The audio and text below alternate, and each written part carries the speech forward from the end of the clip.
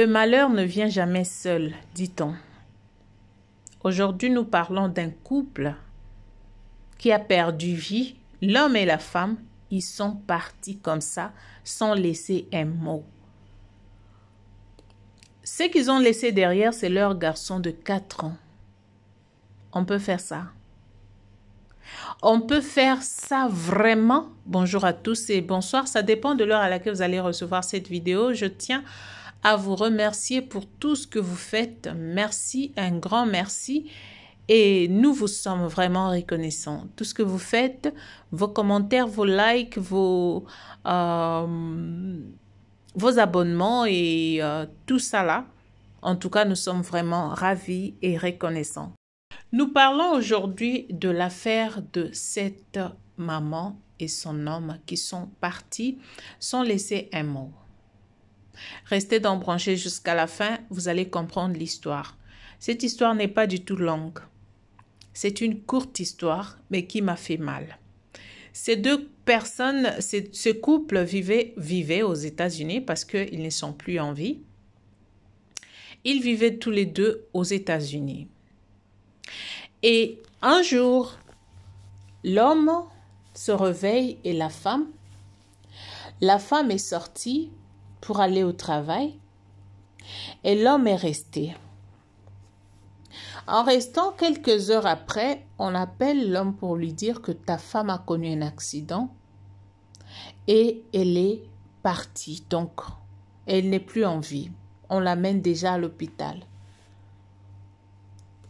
L'homme écoutant cela, sous choc, quelqu'un avec qui tu étais, elle est sortie.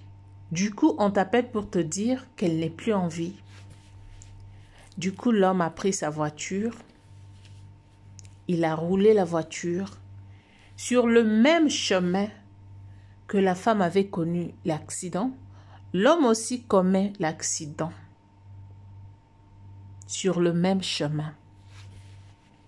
L'homme a connu un accident et ça a mené l'homme jusqu'à la mort. Le même jour, s'il vous plaît. Et l'homme et la femme ont laissé le petit garçon que vous voyez de 4 ans. Ces garçons qui ne connaît rien du tout, comment il va se prendre en charge. Oui, les familles sont là, mais est-ce que ces familles vont prendre en charge ces garçons? On n'a pas un conseil à donner là-dessus, parce que c'est la mort qui est arrivée. On pouvait dire que l'homme allait garder rester calme, attendre, mais il va attendre jusqu'à quand? Parce que quand je regardais ces posts et dans le commentaire, les gens étaient en train de condamner l'homme. Mais pourquoi il était parti? Il aurait dû rester, garder l'enfant et la femme est déjà partie. Mais c'est sa femme, c'était sa femme. Comment veux-tu qu'on te parle de quelqu'un avec qui tu partages ta vie, que cette personne-là a connu un accident et qu'elle est morte, et toi tu dis non, laisse-moi rester, parce que est-ce que il avait l'idée qu'il allait aussi connaître un accident? Non. À moins qu'il le fasse expressement, parce qu'il y a aussi des gens comme ça, sous choc, tu conduis, tu perds contrôle et voilà, ça arrive. Peut-être qu'il aurait dû attendre ou chercher quelqu'un pour le conduire. Parce que là, il conduisait avec choc. Quand ces idées-là revenaient, le fait qu'on l'a appelé pour lui dire que ta femme n'est plus, il avait peut-être des souvenirs. Il était en train de penser, cependant au volant, peut-être c'est quelque chose qui s'est passé, comme ça que l'incident s'est passé.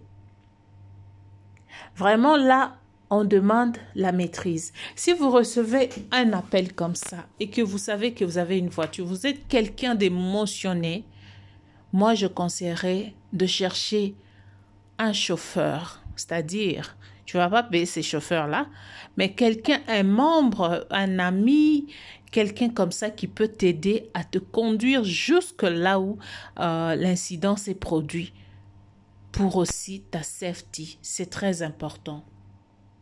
Pour les gens qui condamnent, arrêtez de condamner. Parce que les gens ont condamné en disant que pourquoi il est parti, pourquoi il n'aurait pas dû, tout ça là. C'est parce que cela ne vous est pas encore arrivé. Si quelque chose n'était pas encore arrivé, tu vas parler, tu vas t'exprimer, tu vas condamner les autres. Mais en réalité, tu ne sais pas ce que ces personnes-là endurent en eux. Tu ne sais pas ce que ces gens-là subissent silencieusement. Tu ne le sais pas. Nous devons arrêter de condamner. Le mal, c'est que cet enfant est resté seul, sans gardien, ni personne qui peut l'aider. Qu'est-ce que cet enfant va expliquer aux gens? Et si cette famille n'avait pas, ses parents n'avaient pas de famille aux États-Unis, cet enfant ira donc chez le service social. Et moi, je suis vraiment désolée. Je suis vraiment désolée, je compatis avec la famille qui a perdu leur enfant, femme comme homme. En tout cas, je tiens à ce que vous puissiez avoir la paix. Je prie à ce que vous puissiez avoir la paix. Et que cet enfant trouve un refuge au nom de Jésus. Voilà donc, c'est tout ce que j'avais aujourd'hui pour vous. C'était juste une courte histoire. Et donc voilà, et on se retrouve prochainement pour un nouveau numéro. Mes condoléances aux deux familles. Que Dieu le reconforte.